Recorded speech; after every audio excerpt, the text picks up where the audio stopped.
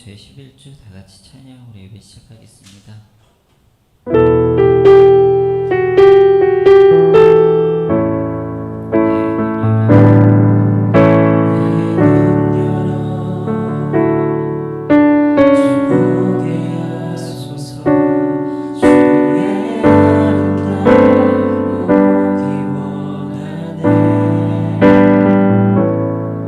주님의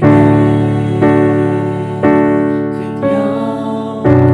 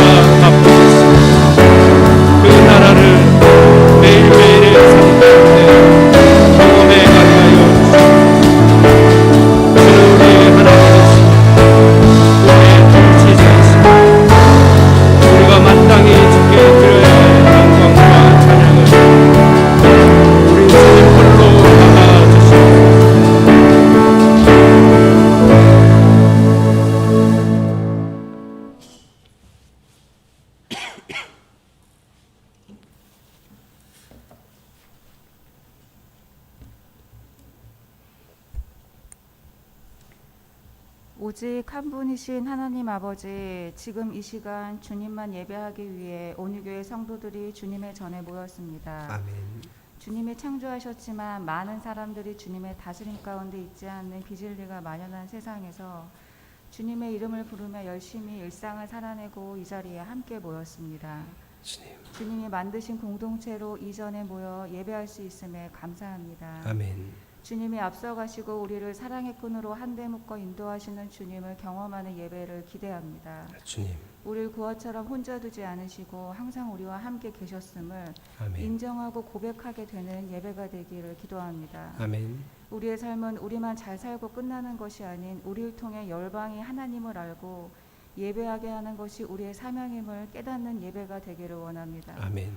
형식적이고 율법적인 믿음이 아닌 삶으로 말씀을 살아내어 성령의 열매를 맺어가는 일상이 가능하다는 소망을 품을 수 있는 예배가 되기를 원합니다. 아멘. 주님을 알면 알수록, 사랑하면 사랑할수록 주님 없이는 살 수 없음을 고백하게 되는 예배가 되게 하여 주시옵소서. 아멘. 간절히 원합니다. 주님이 부으시는 충분한 사랑과 은혜를 누리는 예배가 되도록 이 시간 우리를 다스려 주시옵소서. 아멘. 순간 뺏기고 쉽게 속임당하는 우리의 감정과 사고를 주님께 내려놓습니다. 의지하고 인정받던 사람으로부터 배척당하였거나 정착하여 안전해 보이는 곳이 침노당하여 불안하고 방법이 없는 것처럼 느껴지는 상황들도 주님께 내려놓습니다. 주님. 스스로 오랜 동안 옳다고 자부심 느끼며 지켜왔던 신념과 완악하여 굳어져 쉽게 변할 수 없어 답답한 심정도 주님께 내려놓습니다. 주님밖에 선한 것이 없고 주님만 완전하십니다.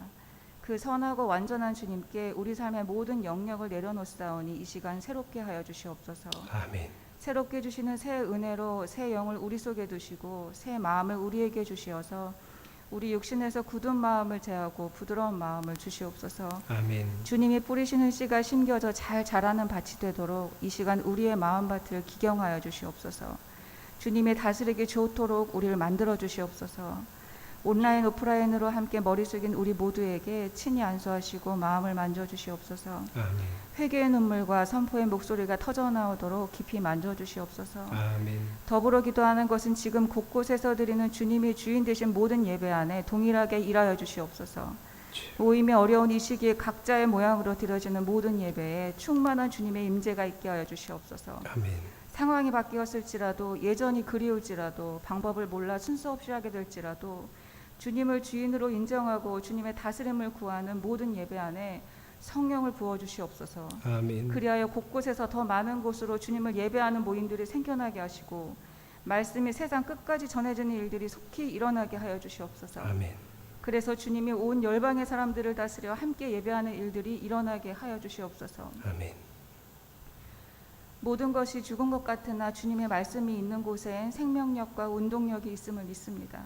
모든 것이 향방 없이 흩어져 무질서한 것 같으나 주님의 말씀이 있는 곳엔 파도도 잠잠하고 혼란 중에도 질서가 잡힘을 믿습니다. 그러한 주님의 말씀을 이 시간 목사님의 입술을 통하여 우리 마음밭에 뿌리시고 우리 삶 곳곳에 열매로 드러나게 하실 주님을 믿으며 예수님의 이름으로 기도합니다. 아멘.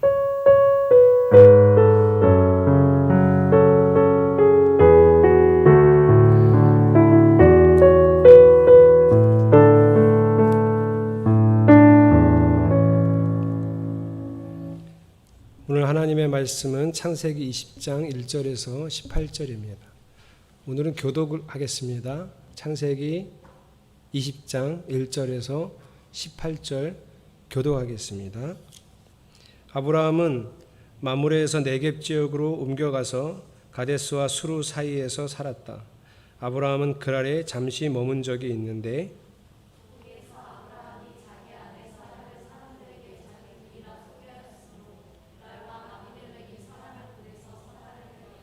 그런데 그날 밤에 하나님이 꿈에 아비멜렉에게 나타나셔서 말씀하셨다. 내가 이 여자를 데려왔으니 너는 곧 죽는다. 이 여자는 남편이 있는 여자다.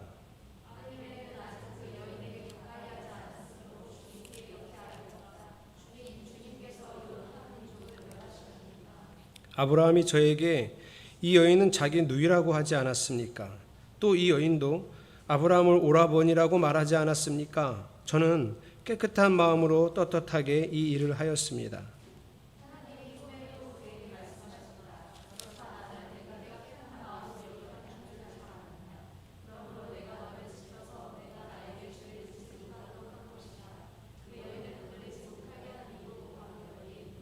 이제 그 여인을 남편에게로 돌려보내어라. 그의 남편은 예언자이므로 너에게 탈이 나지 않게 하여 달라고 기도할 것이고 너는 살 것이다.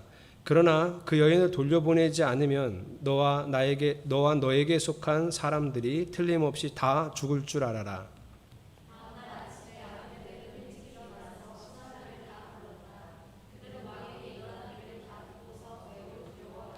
아비멜렉은 아브라함을 불러서 호통을 쳤다. 당신은 어찌하여 우리에게 이렇게 하였소? 내가 당신에게 무슨 잘못을 저질렀기에 나와 내 나라가 이 크나큰 죄에 빠질 뻔하게 하였느냐 말이오. 당신은 나에게 해서는 안 될 일을 한 거요.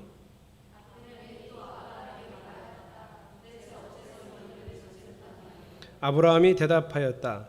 이곳에서는 사람들이 아무도 하나님을 두려워하지 않으니까 나의 아내를 빼앗으려고 할 때에는 사람들이 나를 죽일 것이라고 생각하였습니다.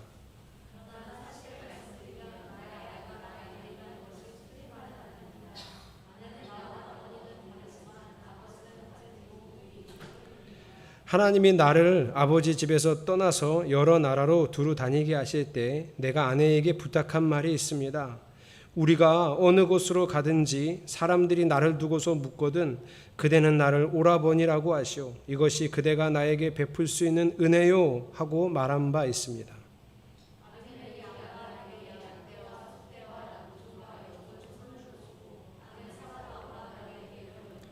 아비멜렉이 아브라함에게 말하였다. 나의 땅이 당신 앞에 있으니 원하는 곳이 어디든지 가서 거기에서 자리를 잡으시오.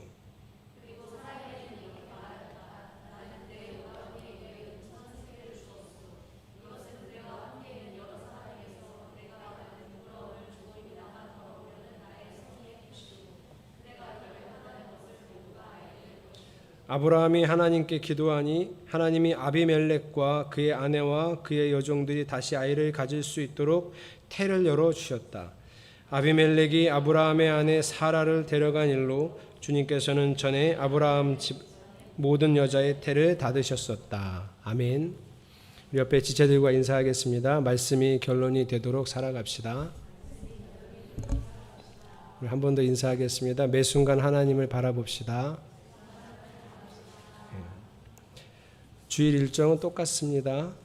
주중에는 수요 성경학교가 수요일 8시 30분에 있습니다. 주중에 한 번 성경 배우는 일에 더 힘을 내시기 바랍니다. 오늘 창세기 20장 설교하고 다음 주에는 21장 설교합니다. 빨간 글자 같이 읽겠습니다. 시작. 인터넷 카페에 올려드리는 묵상 가이드 글을 잘 활용하시고 또 글과 그림을 참고하시기 바랍니다. 이번 주에는 예승이가 목요일 날 생일입니다. 저희 교회는 예성이도 있고 예승이도 있고 그래서 자꾸 헷갈리는데 우리 허정아 집사님, 김상기 집사님 셋째 아들입니다. 우리 그날 또 함께 축하해 주시고요. 오늘 함께 예승이의 생일을 축하하겠습니다. 박수하겠습니다. 저희 교회는 매월 셋째 주일이 성경언금 주간이고요. 다음 주일입니다. 8월 성경언금 주간은 다음 주일입니다. 튀니지 선교사님 그리고 대만 선교사님이 주중에 선교 편지를 보내왔습니다. 제가 지금 게시판에 2개 다 게시해 놓았으니 꼭 확인해 보시고 기도해 주시기 바랍니다. 단기 성경학교가 8월 22일 주일부터 시작하겠습니다. 주일 오후 2시에는 오프라인 하나님 나라 반, 주일 오후 3시 30분에는 오프라인 부부의 3반, 그리고 온라인 반은 하나님 나라 반만 있습니다. 화요일 저녁 8시 줌으로 진행하겠습니다. 딱 4주만 합니다. 4주 동안 참여 한 번도 빠지시면 안 되고요. 과제를 성실히 이행하시기를 부탁을 드립니다. 어제 박은주 권사님 시아버님께서 돌아가셨습니다. 급성 심근경색이라 급하게 병원을 가셨는데 아주 건강하셨던 분이거든요. 그런데 그 정선에 마땅히 치료할 곳을 찾지 못해서 헬기로 원주로 이동하는 중에 돌아가셨습니다. 아직 74살밖에 안 되신 분인데요. 그래서 아마 가족들이 황망할 겁니다. 너무 갑자기 일어난 일이라서요. 저는 오늘 오후 3시에 조문을 출발할 예정입니다. 함께 하실 분들이 있었으면 좋겠고요. 코로나지만 가서 그냥 인사하고 조문하고 바로 나와서 다시 춘천으로 올 거거든요.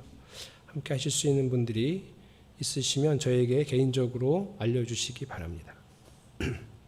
오늘은 하나님이 정말 어디에나 계십니까? 라는 말씀의 제목으로 은혜를 나누겠습니다. 제가 군 생활하던 부대는 부대 안에 교회가 없었습니다. 그래서 교회를 가려면 약 30분을 걸어가서 사단교회를 다녀야 했습니다. 장동주 집사님이 이제 출근을 하게 되면 자기 부대를 가게 되면 제가 그 다녔던 칠성교회라고 하는 그 사단교회를 이렇게 지나가서 자기 부대로 가게 돼 있거든요. 그 칠성교회에는 외부에 큰 화장실이 하나 있었습니다. 그런데 어느 날 제가 병장이었고 군정병이 그 교회를 지키는 군정병이 있었는데 어느 날 예배를 마치고 저도 화장실을 갔더니 소변 보는데 이렇게 붙어 있었어요. 하나님은 여기에도 계십니다. 이렇게 붙여놨더라고요. 그래서 제가 군정병한테 야 이거 왜 붙여놨냐 더러운 데다가 그렇게 물어봤더니 군인들이 예배 드리러 왔다가 자기 부대로 돌아가기 전에 소변을 보면서 담배를 피는 거예요. 얘네들이 담배를 피우고 그거를 다 휴지통에다 버리면 좋은데 담배를 피우고 그냥 소변 보는 데다가 버리니 주일날 오후쯤 되면 거기가 소변으로 꽉 차는 거예요.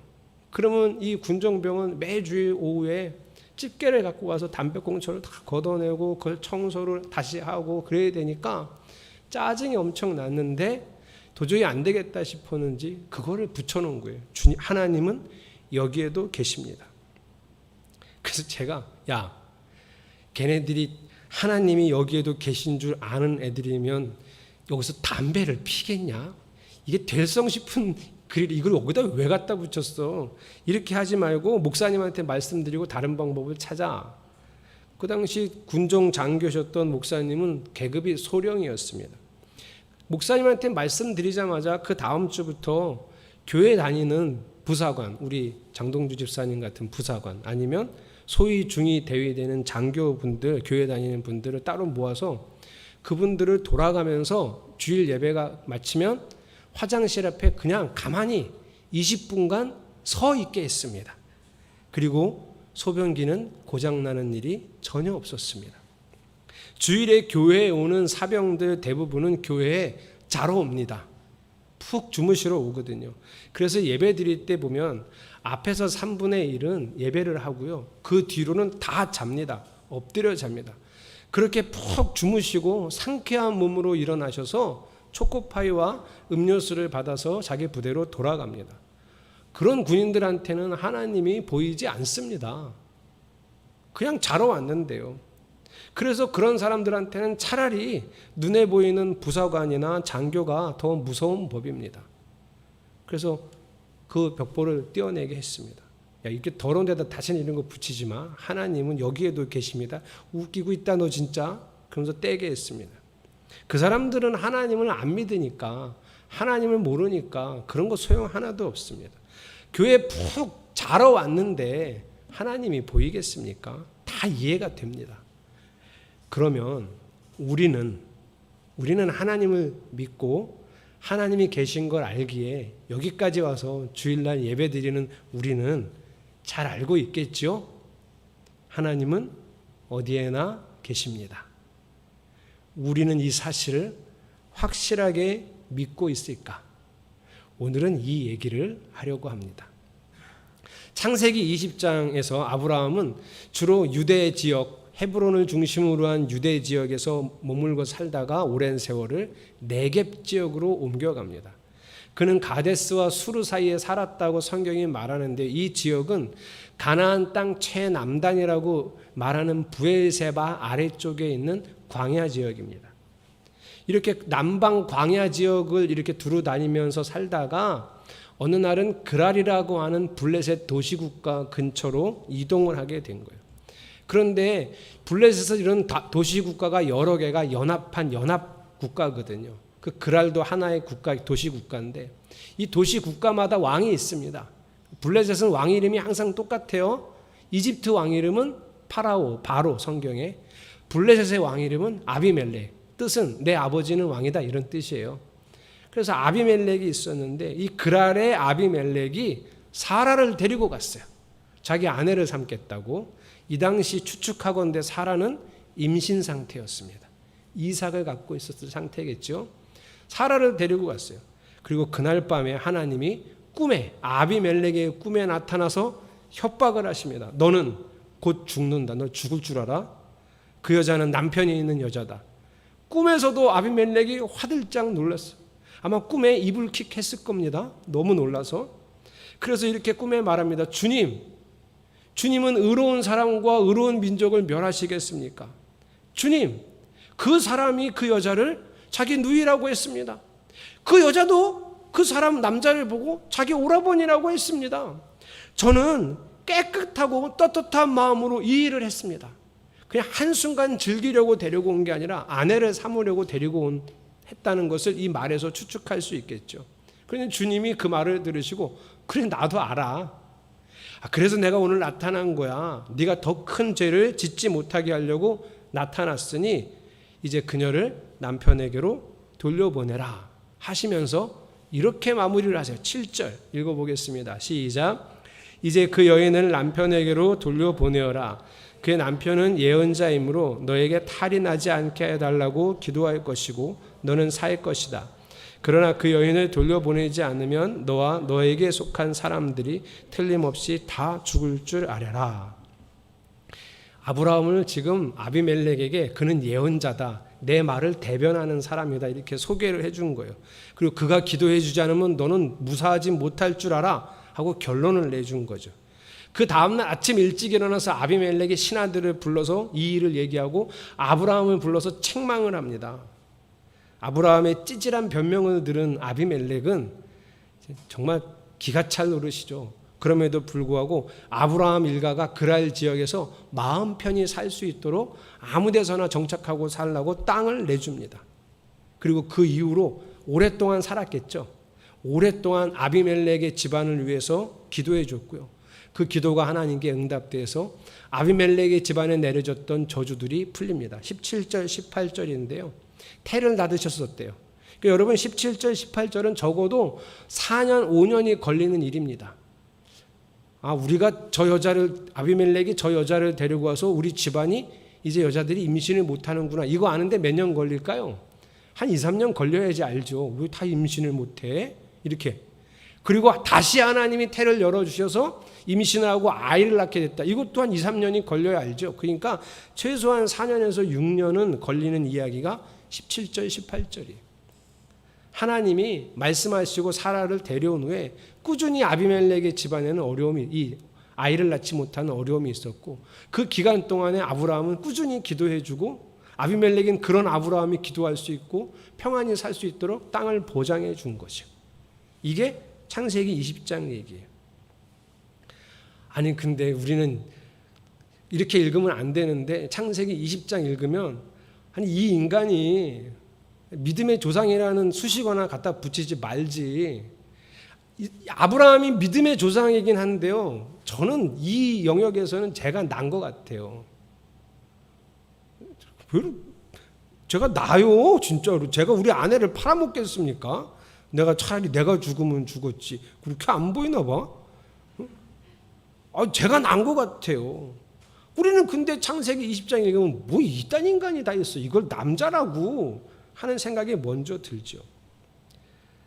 아니 자기 아내를 누이라고 속여갖고 뺏기는데 그 어쩔 줄 모르고 그냥 가만히 있는 남편은 뭐하는 사람인지 정말 못 봐주겠는데 변명이 더 못 봐주겠어요.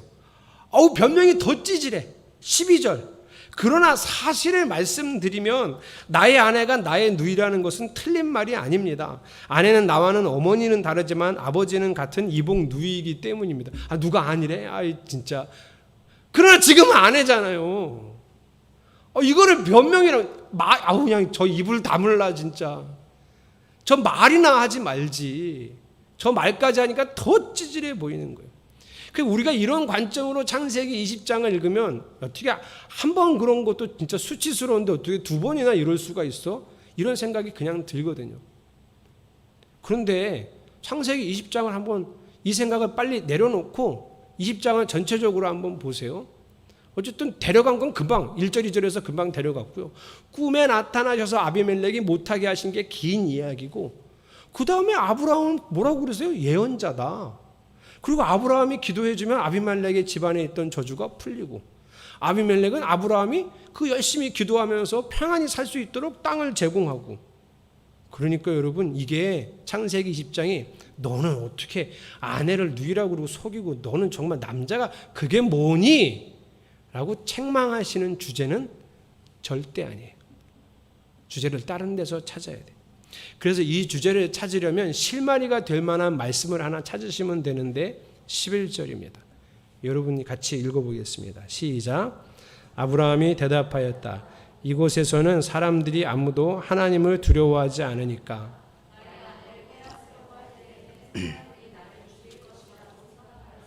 예, 이게 실말인데요. 아브라함이 아주 오랫동안 가나안 땅 중앙에 살다가 남방이지만 아브라함의 생각에 여기도 하나님이 약속하신 땅인가? 아닌가? 여기는 약속하신 땅을 좀 넘어왔나? 이렇게 아리송한 그랄 지역에 머물면서 어떤 두려움이 생긴 거냐면, 여기 사람들이 다 하나님을 모르니까, 하나님 두려워하지 않는 사람들이니까 나를 해치지 않을까 하는 두려움이 생긴 거예요. 이걸 표현을 바꿔볼게요. 아브라함이 느낀 두려움이 뭐냐 하면, 여기서도 우리 하나님은 나를 지키실 수 있을까? 가나안 땅에서는 하나님이 나를 반드시 지키셨는데 경험을 많이 했거든요. 엄청났거든요. 하나님이 살아계셨거든요. 근데 여기도 하나님이 계실까? 여기서도 하나님이 역사하실까?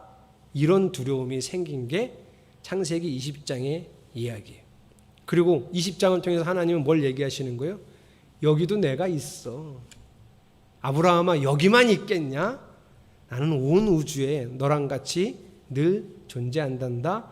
이걸 가르쳐 주시고 아브라함은 드디어 이걸 깨달은 거죠. 지금 아브라함은 계속 성장하고 있는 거예요. 하나님이 이렇게 훈련시키셨어요. 그래서 오늘 아브라함은 뭘 배운 거죠? 하나님은 어디에나 계신다는 걸 배운 거예요. 그리고 오늘 우리도 아브라함처럼 하나님은 어디에나 계신다는 걸 배워야 합니다. 깨달아야 하고요. 알아야 합니다. 목사님, 저 알아요. 하나님은 어디에나 계세요. 저 어려운 말도 안 해요. 하나님은 무소부재하세요. 맞아요. 그 말이에요. 하나님은 무소부재하세요. 그런데 정말 잘 알고 계세요? 정말 잘 믿으십니까? 우리가 소변기에 담배꽁초를 버리던 그 군인들보다야 더 잘 믿겠지요. 그런데 정말 하나님은 어디에나 계신다라는 이 믿음을 내가 소유하고 있는지 오늘 점검하시기를 바랍니다. 두 분야로 설명할 거예요. 하나님이 어디에나 계신지를 내가 정말 믿는 사람인지를 확인할 수 있는 두 분야가 있어요. 하나는 어려울 때. 어려울 때는 시편 23편으로 설명하면 딱 좋습니다. 시편 23편을 쓴 다윗은 이렇게 고백했어요. 여호와는 나의 목자시니 내게 부족함이 없으리로다. 이렇게 고백했어요. 이 고백, 한 줄의 고백엔 냄새가 나요. 무슨 냄새가 나냐면 부족한 게 있어요. 부족한 게 없어 본 사람은 부족이라는 단어 자체를 쓰지 않아요. 결핍이라는 단어 자체를 쓰지 않아요. 그냥 있는 거니까, 의뢰의 나는 그냥 사는 거니까. 근데 지금 다윗이 여호와는 나의 목자시니 내게 부족함이 없으리로다 이렇게 말하는 건 부족해 본 거예요. 지금 부족한 거예요.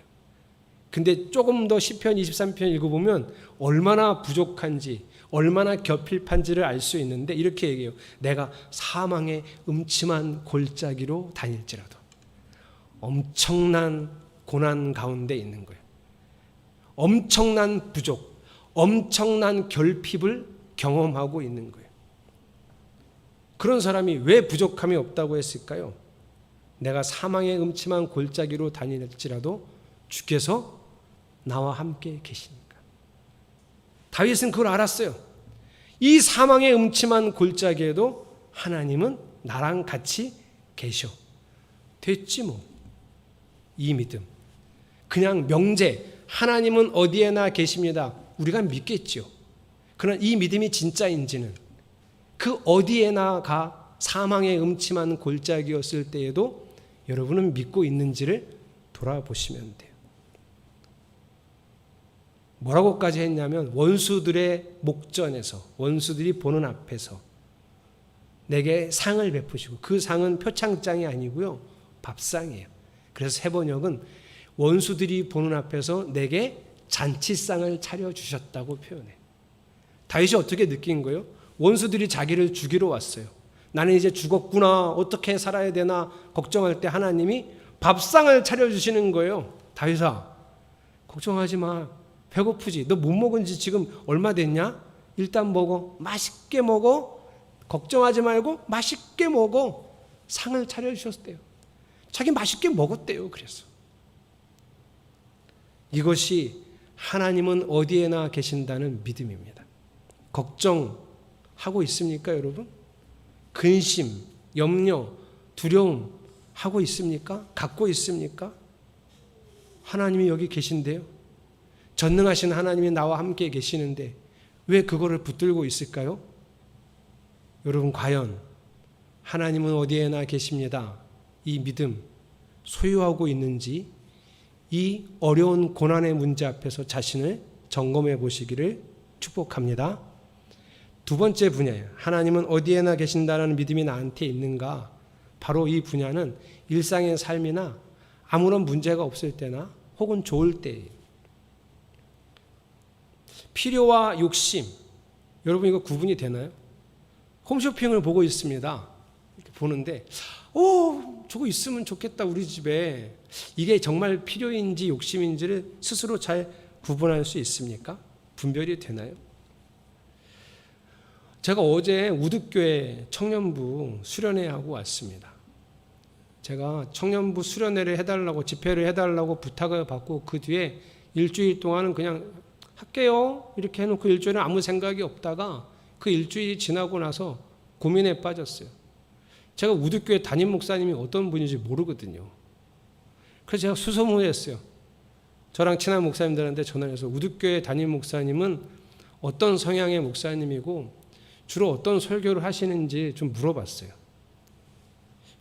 왜냐하면 제가 우득교회 가서 설교를 하는 게 그 교회에 도움이 돼야 될 텐데 도움이 안 될 수도 있어요, 여러분. 설교가 도움이 완전히 안 되고 교회를 어렵게 할 수도 있거든요. 그래서 그 목사님 성향을 알아봤는데 그 성향을 알아보고 제가 마음에 큰일 났다, 이걸 어떻게 해야 되지 하는 걱정이 생겼어요. 기도를 해야 되겠다는 생각을 했어요. 왜냐하면 그 예전의 성경 해석에 머물러 계신 분들은 여전히 우리가 예수를 잘 믿으면 구원을 받는다 이렇게 가르치고, 그럼 성도들이 예수를 잘 믿는 게 뭐지 하면 기도 열심히 하고 예배 열심히 잘 드리고 할 수 있으면 교회 봉사 더 열심히 하는 거, 이게 믿음이거든요. 저는 그렇게 가르칠 생각이 없었거든요. 가서 설교를 할 때 당신들은 정말 복음을 알고 있느냐, 이걸 할 생각이 없거든요. 복음이 뭐냐? 하나님의 다스림이 복음이다. 하나님의 다스림을 받고 있느냐?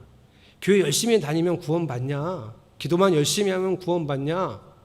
교회 열심히 다니고 봉사하고 그리고 주중에는 나가서 내 양심에 따라 살고 하나님을 바라보지 않으면 당신 구원 못 받는다. 정신 똑바로 차리고 예수를 믿어라. 이거 할 생각이 없거든요. 만약에 설교의 방향과 목회의 방향이 너무 다르면 제가 가서 설교하는 게 그 목사님을 방해할 수 있는 일이라서. 게다가 같은 춘천에 있잖아요. 자, 그러면 제가 어떻게 기도할까요, 여러분? 제가 하나님을 제 앞에 모시고, 하나님 어디에나 계시잖아요. 제 앞에 모시고 제가 기도합니다. 하나님, 제가 이 교회에 가서 설교하려는 이유가 제 마음속에 어떤 이유가 있나요? 저를 보게 해주세요. 제가 봤죠. 첫 번째 이유는 혹시 성경이 말하는 이 복음을 모르는 청년들에게 정말 진실한 마음으로 복음을 가르쳐주고 그들도 성경에 말씀하시는 하나님의 구원을, 하나님 나라를 경험케 해주고 싶은 제 마음 하나가 있어요. 그리고 또 계속 보죠. 제 마음에 또 뭐가 있는지. 그랬더니 이런 마음도 있어요. 너네 이거 처음 들어보지? 이런 얘기 한 번도 못 들어봤지? 야, 어디 가서 이런 얘기 들어보겠냐? 응? 똑바로 들어, 오늘. 정신 똑바로 차리자. 이 마음이 있어요. 저는 기도를 했어야 돼요. 하나님, 그 집회에 하나님의 은혜가 가득하게 이런 기도 하지 않았어요. 그건 하나님이 알아서 하실 거니까. 우리의 마음이 통하면. 저는 기도했어요. 하나님, 제가 어떤 마음으로 이 집회를 준비하고 있습니까? 이 후자의 마음이면 저는 다 내려놓아야 합니다. 하나님, 진실한 마음으로 하나님 앞에 서기를 원합니다. 하나님 어디에나 계세요. 여러분, 은밀한 마음 속에 계십니다. 제가 몇 주 전에 이게 참 마음의 어려움을 경험한 하나 있는데, 춘천 서지방에 있을 때 인도로 선교를 나가신 선교사님이 계세요. 저는요, 그분을 한 번도 말을 한 번 해봤어요. 안녕하세요. 이 정도가 다. 얼굴만 알아요. 이름하고. 근데 그분이 자꾸 저한테 카톡으로 선교 보고를 보내요. 영상도 보내고 무슨 소식도 보내고. 그래서 그분 자꾸 나한테 보내나? 그런데 그분하고 비슷한 연령대에 있는 그 선교사님하고 저희 같은 지방 젊은 목사님들이 저에게 가끔 그 선교사님에 대해서 얘기를 했는데, 그는 인간도 아니에요.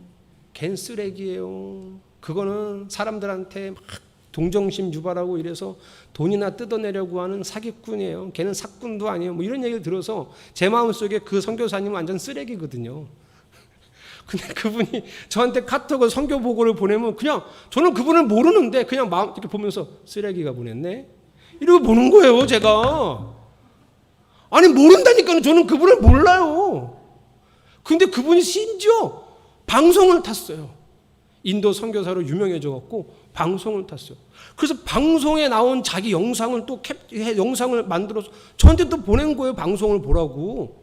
그래서 쓰레기가 방송에 나왔네? 이러고 보는 거예요, 제가.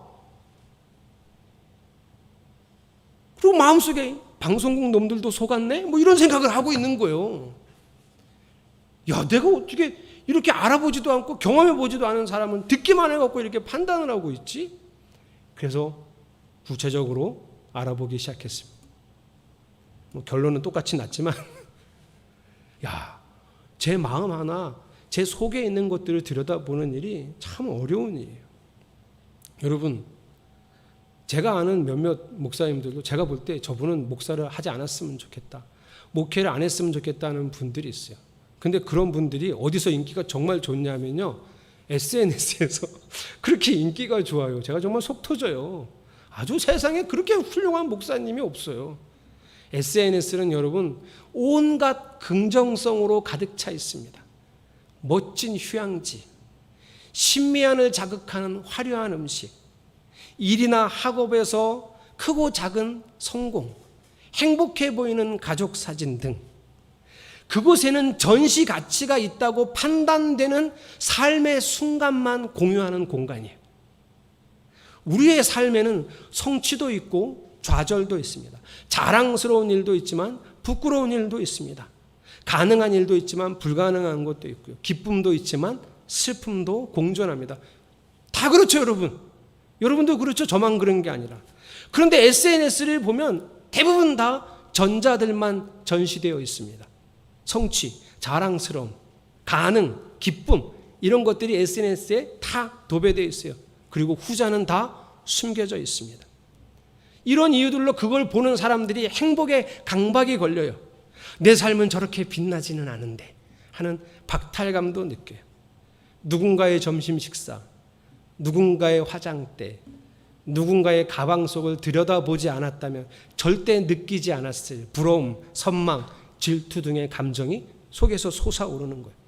차라리 그게 어떤 연예인이나 스포츠 영웅 같은 사람들의 것이었으면 저 사람들은 저렇게도 하지, 저렇게 사는구나 하겠지만, 제가 지금 얘기할 중거 집단이라고 하는데요, 나랑 비슷한 사람들을 중거 집단이라고 하는데, 중거 집단의 그 사람들의 사진들은 나도 손을 조금만 뻗으면 저렇게 할 수 있어 라는 기대와 이상까지 키워놓는 거예요. 왜냐하면 나도 쟤만큼은 지각이 있고, 나도 쟤만큼은 돈이 조금 있고, 나도 쟤만큼은 문화를 즐길 줄 알고, 나도 쟤만큼은 시대 정신을 읽을 수 있으니까 나도 저 사람처럼, 저 사진처럼 인생의 즐거움을 만끽할 수 있는 자격이 있어 라고 생각하는 거죠. 그런데 여러분 다 아시죠? 다른 사람들은 몰라도 여러분 자기 자신은 잘 아시죠? 그게 인생의 실제입니까? 삶의 실제예요, 그게? 그거는 보여주고 싶은 가상일 뿐이에요. 여러분, 우리가 자기 자신을 잘 안다고 생각을 해요. 그래서 나는 괜찮은 사람이라고 생각하는 경향이 있습니다. 그래서 내가 옳고 그름을 알잖아요. 그래서 내가 이게 옳은 줄 아는 사람인데, 그저 아는 사람이에요. 이게 맞는 걸 아는 사람인데, 이걸 알고 있다는 것 때문에 내가 그렇게 사는 사람인 줄로 착각하고 살아요. 정말 그럴까요? 내가 정말 그렇게 살고 있을까요? 이때 필요한 믿음이 하나님은 어디에나 계시다. 그 어디가 이 공간뿐만 아니라 하나님 여기 계시죠. 다 아세요. 다 보세요. 꿰뚫고 계세요. 꿰뚫고 계세요. 그래서 그분 앞에 나를 드러내고 그분의 시선으로 나를 보는 것이 정말 중요합니다. 저는 교회 건물을 이쪽으로 옮길 때 많은 갈등이 있었습니다. 교회 성도님 중에 일부는 이런 걱정을 하셨어요. 우리 목사님이 저 작은 건물의 교회의 담임 목사가 아니라 그거보다는 좀 큰 건물의 교회의 담임 목사가 되고 싶은 욕심이 아닐까. 그래서 이게 욕심이냐 아니면 성도들이 예배를 잘 드리고 교육을 받을 수 있는 공간의 필요를 따라 옮기는 건가? 이 생각을 정말 수도 없이 많이 했어야 돼요. 왜요? 제가 제 안을 하나님 앞에서 들여다보죠. 정말 90% 이상의 제 마음에는 제가 단순히 그거보다 좀 큰 건물에 담임하고 있는 목사이고 싶은 마음은 별로 없었어요. 진짜 마음은 필요. 좁은 데서 식탁 옮기고 막 의자 옮기고 그러다 다시 막 옮겨서 우리는 완전히 달인이 되어 있었잖아요. 예배 끝나면 어쩜 그렇게 빨리 의자를 돌리고 책상을 탁 놓고 거기서 밥 먹고 또 얼마나 또 빨리 탁 움직여서 또 하고, 아이들은 예배 드릴 데가 없어서 사택에 와서 예배 드리고 사택 거실을 다 개방해 놓고, 여러분 주일날 오후에 저희 집에 가면 난장판입니다. 애들이 난장판에 놓고 갔어요. 물론 뭐 여기가 처음은 아니에요. 철원에서도 그랬어요. 그래서 제가 그걸 들여다봤죠. 하나님, 제가 필요해서 건물을 사려는 겁니까? 아니면 이것보다는 조금 더 큰 건물의 담임 목사이고 싶어서 건물을 사려는 겁니까? 반드시 돌아봐야 돼요. 없었을까요, 여러분, 제 안에? 지금 이 건물보다는 조금 더 큰 건물의 담임 목사이고 싶은 욕심이 없었을까요? 있으니까 돌아보는 거예요. 없었으면 돌아볼 이유도 없죠. 그런 가능성이 있기 때문에 성도들이 제 걱정을 한 거예요. 목사님이 저 욕심 부린다. 있었죠. 그거 어떻게 해야 되죠? 하나님 여기에 계시잖아요. 하나님이 제 안에 계세요. 제 속을 다 꿰뚫어 보고 계세요. 그래서 하나님 앞에 솔직하게 이것도 있고 이것도 있는데 하나님 이거 별로 없어요. 가끔 불쑥 솟아오르지만 이것 때문에 제가 건물을 사려는 건 아닙니다. 말씀을 드리죠. 그리고 하나님 앞에서 다시 점검받고 다시 보고, 그래서 이 마음이 쑥 없어질 때까지 기도하는 거죠. 그러고도 아 그래 내가 이런 마음이었구나 확신이 들어야 할 수 있는 거예요. 여러분, 하나님이 여러분 안에 계신 것을 정말 믿으시죠? 믿으셔야 돼요. 우리 아이들하고 성만찬합니다. 집에서 우리 소연이 자꾸 웃어요. 아빠가 술 준다고 목사인데 참 포도주 주거든요. 그 요만큼은 마세요. 제가 저희 집 성만찬은 길지도 않아요. 한 3분이면 끝납니다. 성만찬, 제정사, 교동문 이런 거 없거든요. 그냥 따라 놓고 이게 예수님 몸이야. 이거 우리가 예수님이 여기 계시다는 걸 기억하려고 먹는 거야. 예수님 어디 계시냐? 여기 계세요. 항상 너를 떠나지 않아. 주님을 항상 바라보자. 그리고 빵을 먹어요. 그리고 포도주 따라 놓고 이거 예수님 피야. 주님이 여기 계셔. 단 한순간도 떠나지 않고 우리를 지켜보고 우리를 보호하시지. 우리 주님 잊어버리지 말자. 예수님 꼭 기억하자. 그리고 포도주 마셔. 가르치고 싶은 건 오직 이거 한 가지. 주님이 여기 계시다는 걸 알고 믿고 메모리 기억하라는 거예요. 사랑하는 성도 여러분, 기억하시죠? 매 순간 기억하고 계셨습니까? 제가 여러분에게 강조하고 꼭 말하고 싶은 복음은 바로 이거예요. 여기 계시잖아요. 바라보시기를 축복합니다. 마지막으로 고린도전서 3장 16절을 조금 해석해 드리고 마치려고 합니다. 같이 읽어보겠습니다. 시작.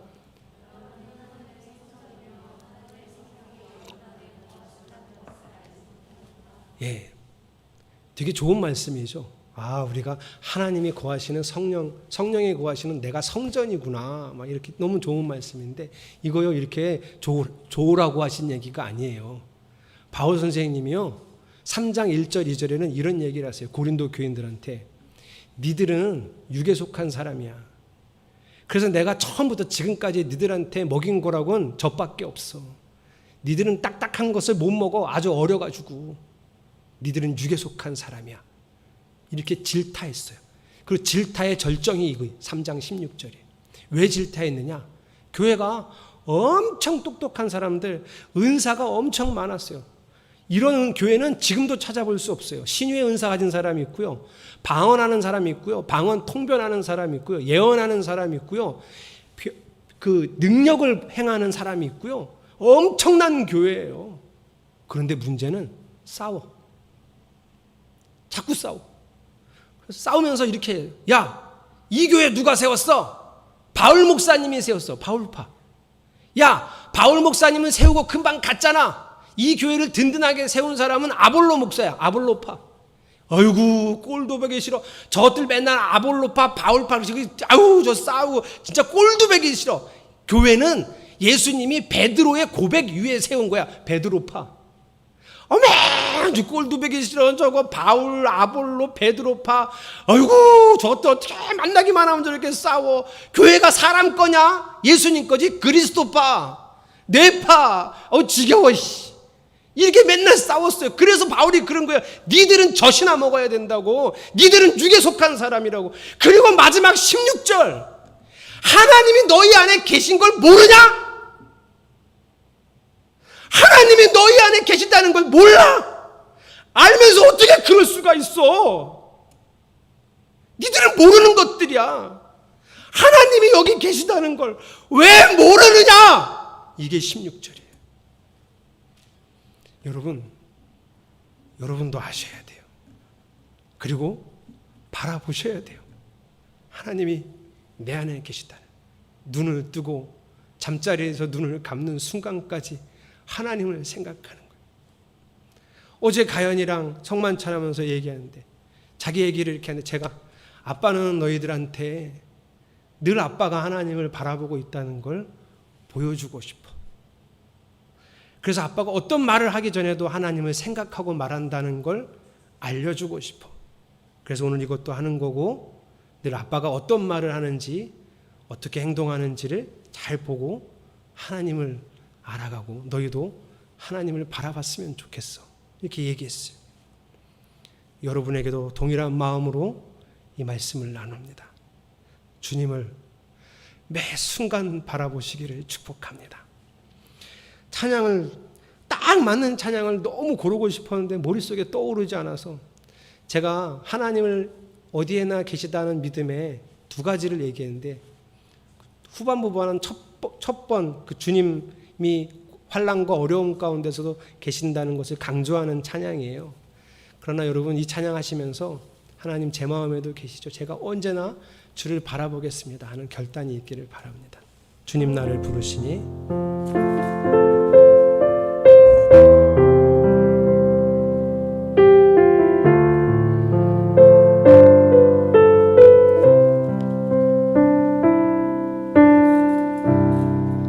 주님 나를 부르시니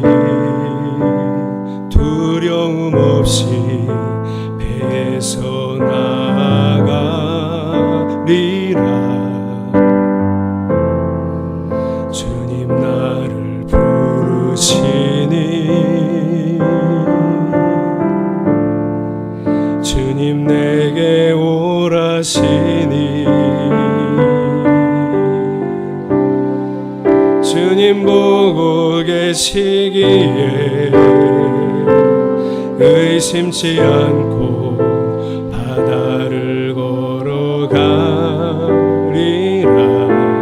주님 보고 계시기에 주님 보고 계시기에 주님 여기 계시기에 주님 여기 계시기에 주님 여기 계시기에 이 깊은 바다가 반석이 되고 주님 여기 계시기에 반석 위를 내가 걸어가리라. 주님 여기 계시기에 저 거친 파도가 반석이 되고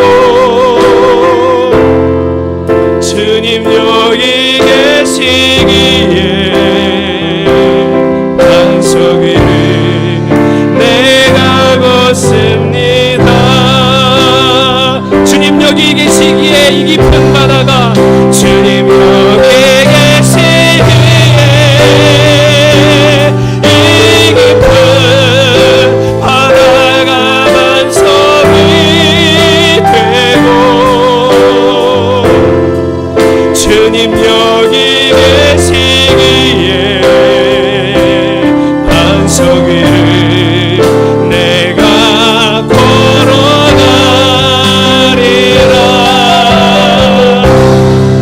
주님 여기 계시기에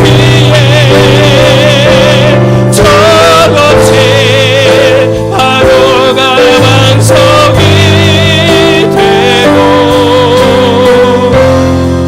주님 여기 계시기에 반석 위를 내가 걷습니다. 주님 어려운 순간에도 일상의 순간 평범한 삶에도 매 순간 주님을 바라보겠습니다. 우리 결단하며 기도하겠습니다. 하나님 여기 오셔서 내 안에 영원히 떠나지 아니하시고 영원히 거느리시겠다고 주님 약속하신 것을 나는 하나님 얼마나 큰 은혜요 축복인지 주님 어찌 내 안에 계시겠습니까? 주님 어찌 나와 함께 하시겠습니까? 이 악하고 이 더러운 마음속에 주님 어찌 함께 하시겠습니까? 그래서 주여 더 깨끗이 더 아름답게 더 이쁘게 이 마음을 갖고 하나님 앞에 늘 비춰보고 갖고 주님이 계실 만한 성전이 되고자 합니다. 그래서 매일 주를 바라봅니다. 내 힘으로 이곳을 가꿀 수 없기에 주님을 의지합니다. 주님을 바라봅니다. 주님 여기 계시기에 말을 합니다. 주님이 여기 계시기에 이렇게 행동하고 주님이 여기 계시기에 이렇게 부정하고 말하겠습니다. 주님이 여기 계시기에 결단합니다. 주님이 여기 계시기에 하나님의 길을 걸어갑니다. 주님이 여기 계시기에 내가 어떻게 사는지를 하나님 가족들에게 우리 교인들에게 보여줄 수 있는 주의 삶을 살기 바랍니다. 주여 우리가 매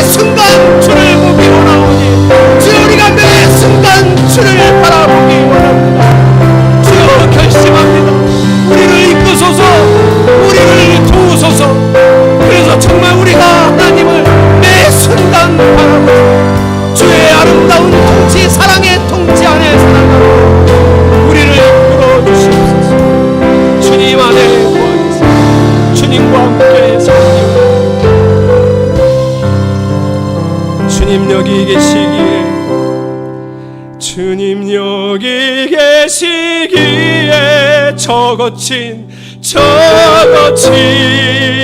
파도가 반석이 되고 주님 여기 계시기에 반석 위를 내가 걷습니다. 주님 여기 계시기에 이렇게 말하겠습니다. 주님 여기 계시기에 그렇게 행동하겠습니다. 주님 여기 계시기에 생각과 마음까지도 주께 보이기에 부끄럽지 않도록 가꾸어 가겠습니다. 주여, 우리 안에서 역사하시는 하나님, 우리가 매 순간 주를 보게 하여 주시옵소서. 예수님의 이름으로 기도드렸습니다. 아멘. 봉헌하겠습니다. 월정원금 이진성 집사님, 황윤상 이다은 집사님, 감사원금 늘 함께 계시고 영원히 거하며 다스리시니 은혜가 풍성합니다. 이용 목사, 새아이 첫 생일까지 건강하게 지켜주심을 감사드립니다. 주님의 은혜가 크고 놀랍습니다. 박준철 황한샘 집사님, 최순옥 사모님, 유용월 집사님, 조희원 권사님, 그리고 주일원금 드렸습니다. 기도하겠습니다. 어디에나 계신 하나님을 사랑합니다. 우리를 떠나지 않으시고 영원히 함께 하심을 찬양합니다. 어떻게 나와 영원히 함께 할 수 있을까? 이렇게 악하고 더러운 마음을 다하시면서 어찌 떠나지 않고 함께 하실 수 있으실까? 한량없는 은혜와 막강한 사랑에 오늘도 우리는 감격하고 감사하며 하나님께 사랑을 고백하며 예배합니다. 주여, 이 예배와 헌금과 마음을 받아 주시옵소서. 예수 그리스도의 이름으로 간절히 축복하며 기도합니다. 아멘. 비전 선언문 함께 일어나서 선언하겠습니다. 비전 선언문. 운익교회는 온 마음을 다하여 하나님을 사랑함으로 삶을 드리는 참된 예배의 삶을 살아가고 말씀을 통해 배우고 익힌 참된 진리를 삶으로 증거하며 하나님 나라를 이루어가는 믿음의 공동체입니다. 아멘. 마음에 결단하며 찬양합시다. 내 삶에 들어온 주님의 말씀이 내게 빛이 되시니 내 삶의 어두운 절망 가운데 소망 보게 하시네. 내 삶에 들어온 주님의 말씀이 나를 인도하시니 내 삶의 막막한 문제 가운데 주 뜻 보게 하시네. 말씀이 내게 역사하기를 말씀이 내게 살아있기를 하나님 말씀을 듣겠나이다. 주님의 음성을 듣겠나이다. 하나님 말씀을 듣겠나이다. 주님의 뜻대로 살겠나이다.